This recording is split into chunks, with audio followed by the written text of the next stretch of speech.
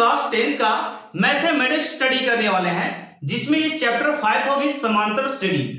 मेरे दोस्तों, आज के क्लास एक्सरसाइज 5.2 होने वाली है, जिसमें ये चौथा वीडियो यानी कि पार्ट 4 होगी, जिसमें हम लोग प्रश्न नंबर 9 से करने वाले हैं। दोस्तों, आज का ये जो क्वेश्चन है मोस्ट इंपोर्टेंट है। इस तरह का प्रश्न आपको एग्जाम में फंसा सकते हैं, लेकिन आपको मैं यहाँ पे फंसने नहीं दूंगा। आपको मैं पूरे डिटेल्स यहाँ समझाने वाला हूँ एक एक पद को, और आपको मैं एक गारंटी देता हूँ कि आप लोग यदि थ्योरी क्लास इसका नहीं देखे हैं बेसिक का, तो जाकर प्लेस में बच्चों जरूर देखें। उससे मैंने एपी, डीपी, जीपी, टेनवा पद सब मैंने निकाल कर दिया है। मतलब कहने का मतलब मेरा समझिए कि एनवा पद जो पद बताया गया है T30, T11, T12 जितना ही पद बताया गया है, वो आप लोग जाकर प्लेलिस्ट में देख सकते हैं। बेसिक क्लास में मैंने और अच्छे से बता कर रखा। इस क्लास में भी मैं बताऊंगा, ऐसा बात नहीं है, मैं बताऊंगा, जरूर बताऊंगा। यहां पे देखिएगा, यहां पे लिखा है यदि एपी समझ रहे हैं, यानी कि समांतर श्रेणी, ठीक है। यदि एपी तीसरे और 9वें पद, एपी के तीसरे पद यहां पे है, यानी कि T3 कितना दिया 4 और T9 कितना दिया है 8। फिर से समझिएगा, मैं फिर से बोल रहा हूं। कह रहे हैं कि यदि किसी एपी के यानी कोई समांतर श्रेणी के तीसरा पहले बच्चों कहने का मतलब हो गया T3 यानी कि तीसरा मतलब यह हो गया, तीसरा पद पे बच्चों दिया है 4, तो हम लोग यहाँ पे लिखेंगे कितना 4 सर जी, कितना लिखे 4। और आपसे पूछा कि सर 9वां तो भी दिया है, 9वां कितना दिया है 8, तो मैंने लिखा मेरे बच्चे, थोड़ा सा इसको मैं डिटेल कर दूं तब 9 पद लिखते हैं। देखिएगा, मैंने लिखा यहाँ पे ए यानी कि T3 है, तो एक फॉर्मूला आप सीखेगा कि सर जी जब आपसे पूछा जाए T10 या कुछ भी T11, T12, T5 कुछ भी पूछ दे, तो देखो यहाँ पे T10 पूछा तो इसका फॉर्मूला अपने से A + 9D। क्यों सर?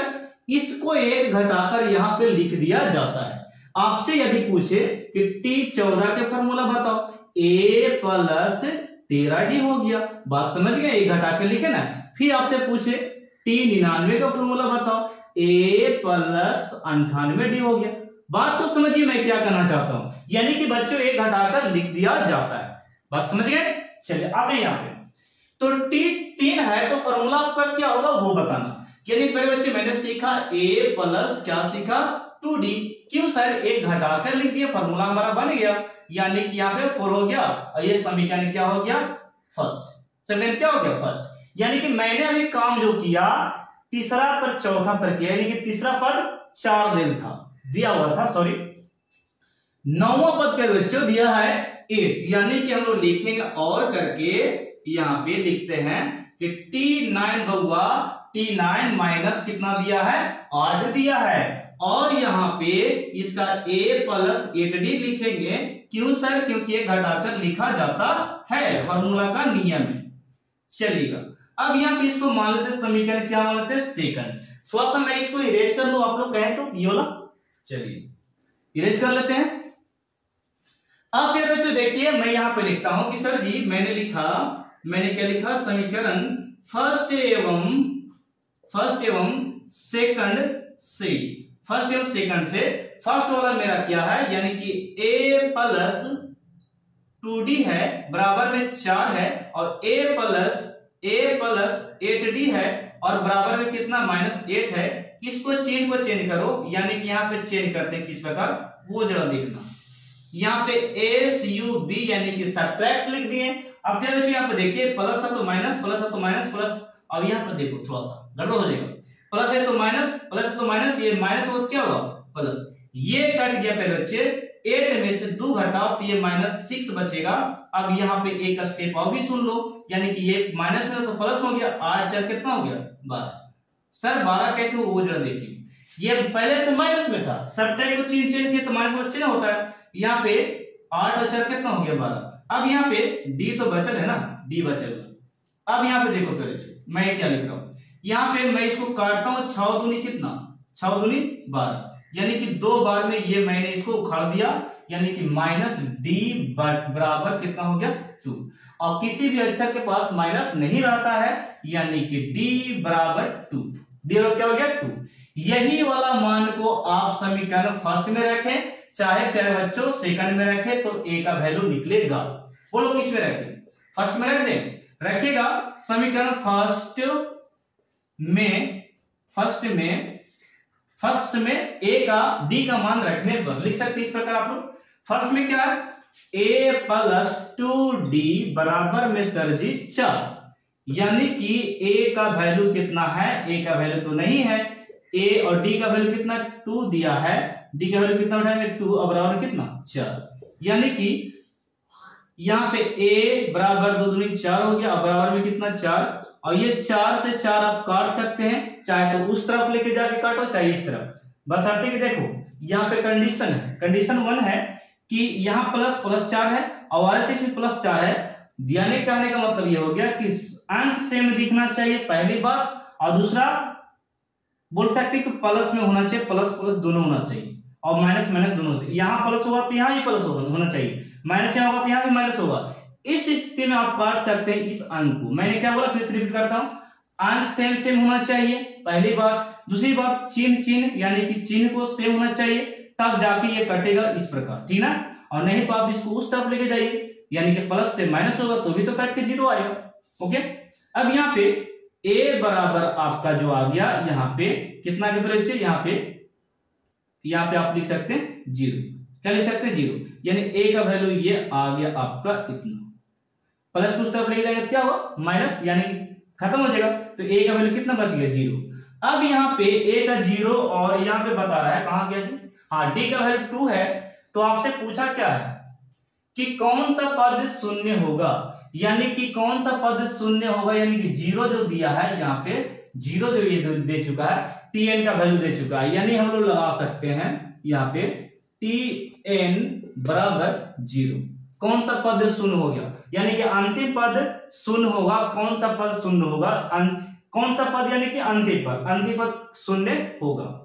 तो दे चुका है, यानी कि यहाँ पे दे चुका कितना 0, यहाँ पे लगा सकते हैं आप a plus n minus 1 into D और बराबर में क्या 0।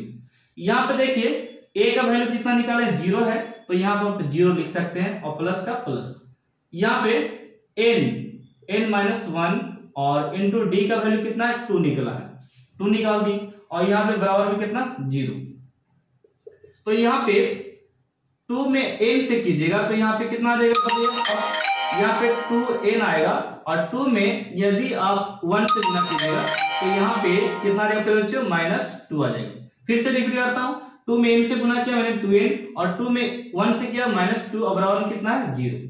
अब यहाँ पे जरा देखिएगा 2 में 2 का 2 रहने दी यहाँ पे, और ये माइनस है तो सब जाके क्या होगा RHS में जाके प्लस होगा, 2 से 2 कट गया, यानी कि n बराबर कितना आ गया 1, यानी कि 0 में जो पद होगा ये होगा, पहले में 0 का पद होगा, यानी कि पहला में 0 का पद होगा, तो ये हो गया n का वैल्यू। ठीक है, इसे स्क्रीनशॉट लो, मैं आपको क्वेश्चन नंबर 13 समझाता हूं फिलहाल में। ठीक है, चलिए ले लिए आप लोग, हटा इसको, देखिएगा क्वेश्चन 10 का आता है बच्चों, क्वेश्चन 10 कह रहा है, आपके यहाँ एनसीईआरटी बुक है तो आप देख सकते हैं, मैं आपको समझा देता हूं, ठीक ना। देखिए हो चुका है, देखिए फिर बच्चे यहां पे लिख रहा है कि एपी का 17वां पद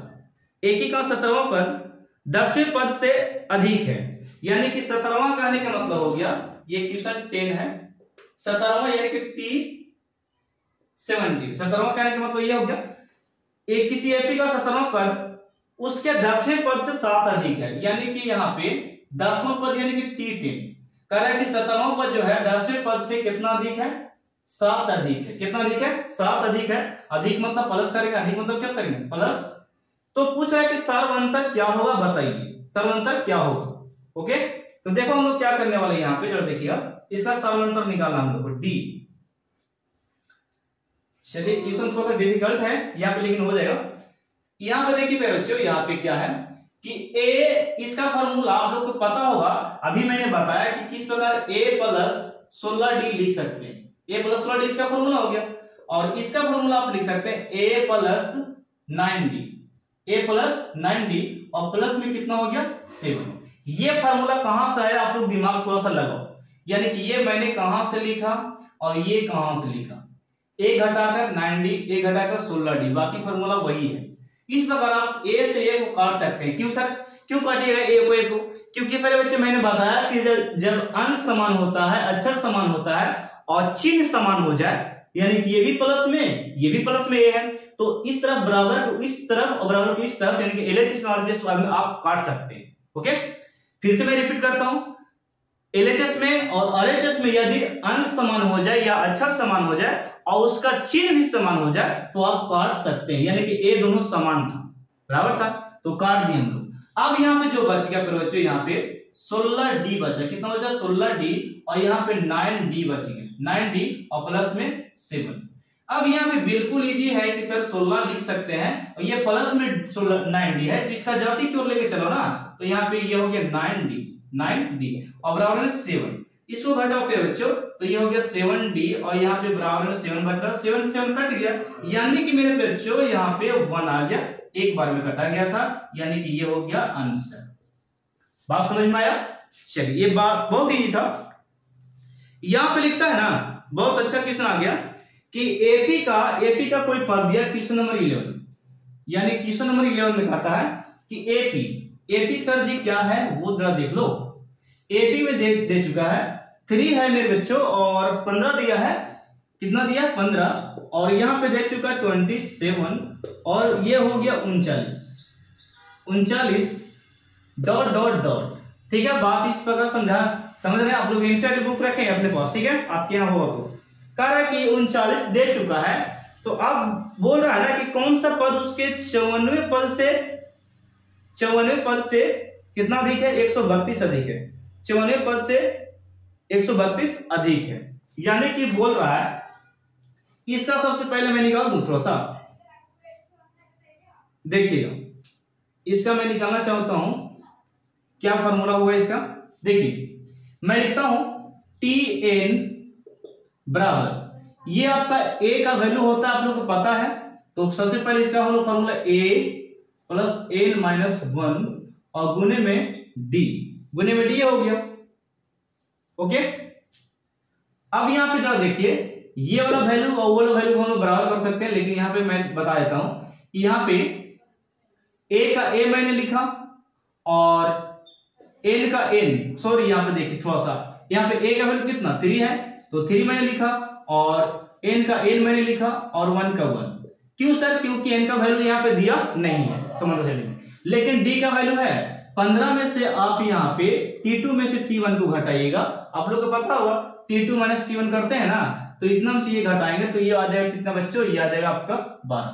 15 में से 3 घटाइए कितना बचेगा? 12 आ जाएगा, तो ये d का वैल्यू निकल गया।